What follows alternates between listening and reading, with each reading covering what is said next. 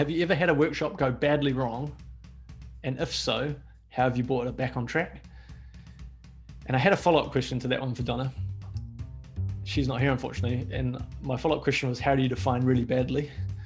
Because badly for me might be different from her, or vice versa.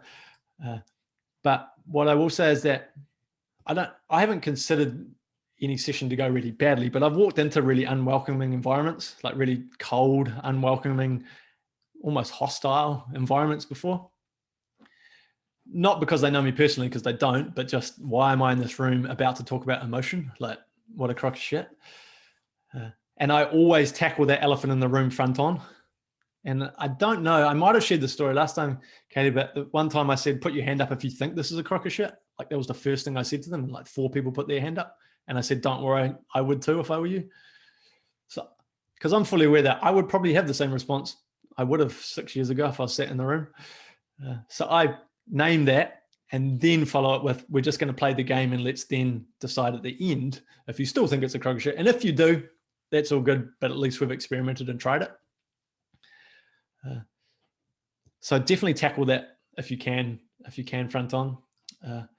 Sometimes I've watched people in sessions. So, in teams you get the one black sheep, so to speak, or the outsider who just doesn't want to share or they want to be disruptive. And I've come across that a lot. But what I've found more often than not though, is if you can control the order of how people share, if the group's small enough, if you've noticed that person immediately as you walk into the room, or you've sensed it through the warm-up, if you can get them to be the last person to share, so there's 4 other or 6 other people to go first, naturally, because of herd mentality and not wanting to stand out too much, if 7 people have shared a story that's been quite significant, then they're going to be far more likely to also follow suit rather than truly buck the trend. So you can get a little bit creative if you can control the sharing.